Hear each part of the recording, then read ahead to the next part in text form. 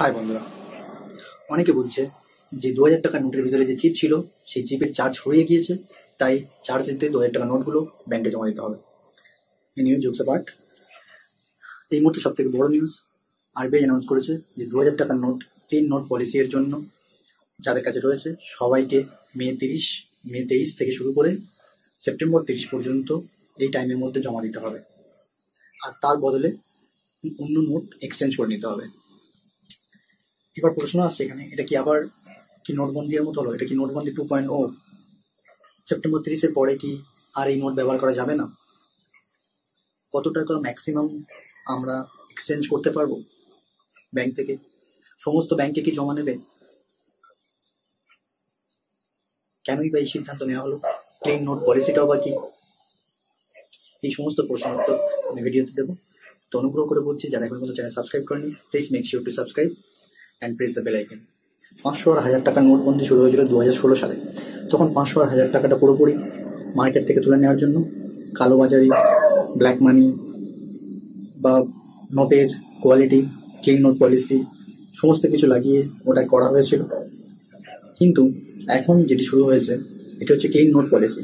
নোটের কোয়ালিটি ভালো করার জন্য আরবিআই এটা করেছে। তো এখানে একটা প্রশ্ন জাগে, নোটের কোয়ালিটি কি খারাপ আছে বা নোটের মধ্যে কি ভুল আছে? আমরা কিছুদিন আগে দেখেছিলাম শাহিদ কাপুরের ফার্জি সিরিজ, ওয়েব সিরিজ একটা, আর সেটা থেকে মনে পড়ছে আমার এই যে নোটবন্দি যে শুরু হয়েছে 2000 টাকার এক্সচেঞ্জ, বলছে যে গুড কোয়ালিটি নোট বাজারে নিয়ে আসবে। এমনকি প্রচুর জাল নোট বাজারে ছড়িয়ে গিয়েছে।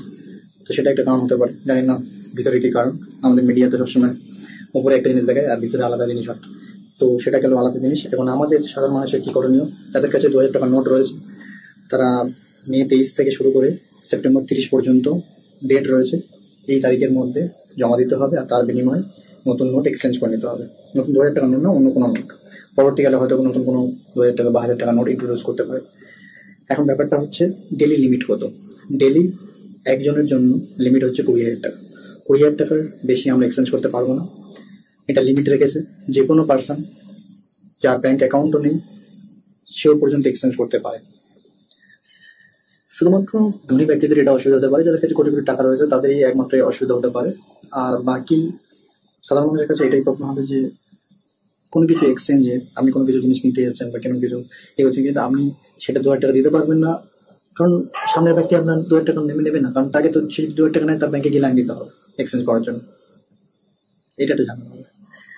তো এটা গেল একটা। আর হ্যাঁ, এটার কিন্তু লাস্ট ডেট হচ্ছে সেপ্টেম্বর 30। এই যে সেপ্টেম্বরের পরে কিন্তু এই নোটের কোনো ভ্যালু নেই। 20,000 টাকার বেশি ট্রানজাকশন আপনি করতে পারবেন না, মানে এক্সচেঞ্জ করতে পারবেন না। আর যদি আপনার কাছে এর থেকে বেশি অ্যামাউন্ট থাকে, মানে লাখের উপরে বা কোটির উপরে থাকে, তখন কিন্তু আপনাকে ওটা জমা দিতে হবে, মানে জমা থেকে যাবে, বাট এক্সচেঞ্জ কিন্তু 20,000 টাকার লিমিট। সেটা আপনি পরবর্তীকালে তুলতে পারবেন। এই নয় যে সেপ্টেম্বর 30 পরে ওটা আপনি তুলতে পারবেন না, সেটা আপনি পরে তুলতে পারবেন। বাট যদি কোনো ব্যাংক এক্সচেঞ্জ না করে তার বিরুদ্ধে আরবিআই স্টেপ নেবে। যে কোনো ব্যাংকের যে কোনো শাখায় আপনি এক্সচেঞ্জ করতে পারবেন। যাদের ভিডিওটি ভালো লেগেছে অনুগ্রহ করে প্লিজ ভিডিওটিকে শেয়ার করবেন, আর যাওয়ার আগে চ্যানেলটিকে সাবস্ক্রাইব করবেন, লাইক করবেন। Thank you.